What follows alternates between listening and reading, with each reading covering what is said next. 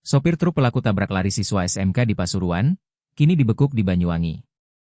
Seorang sopir truk yang menjadi pelaku tabrak lari yang menewaskan seorang siswa SMK di Kota Pasuruan diamankan oleh Satlantas Polresta Banyuwangi, Jawa Timur, Rabu, 30 April 2025.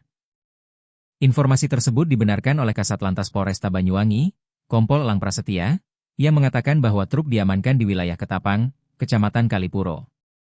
Kendaraan diamankan di RTK Pelabuhan Tanjung Wangi. Demikian berdasarkan keterangan video berdurasi 2 menit 22 detik yang dibagikan Elang, Jumat, 2 Mei 2025.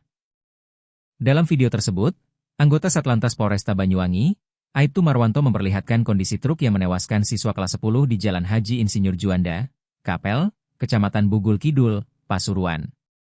Dalam kondisi gelapnya malam itu, tampak truk berwarna hijau itu diamankan tanpa plat nomor polisi yang melekat. Sebab, plat nomor polisi yang seharusnya terpasang, yaitu EA 8892SB, telah dilepas oleh pelaku yang melarikan diri. Sopir lari, kabur, karena takut dimasa, ucap dia dalam keterangan di video itu lagi. Sebelumnya, kecelakaan menimpa seorang siswa SMK yang hendak menyeberang ke halaman sekolah. Namun, menurut keterangan saksi satpam sekolah, tiba-tiba tubuh siswa itu ditabrak kendaraan yang melaju kencang dan melindasnya, menyebabkan luka parah di bagian kepala dan tewas seketika. Sementara itu, seusai kejadian, sopir truk melarikan diri.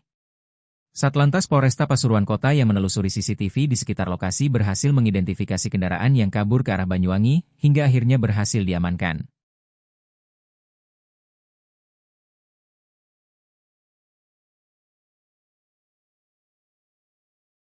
Download Tribun X sekarang, menghadirkan lokal menjadi Indonesia.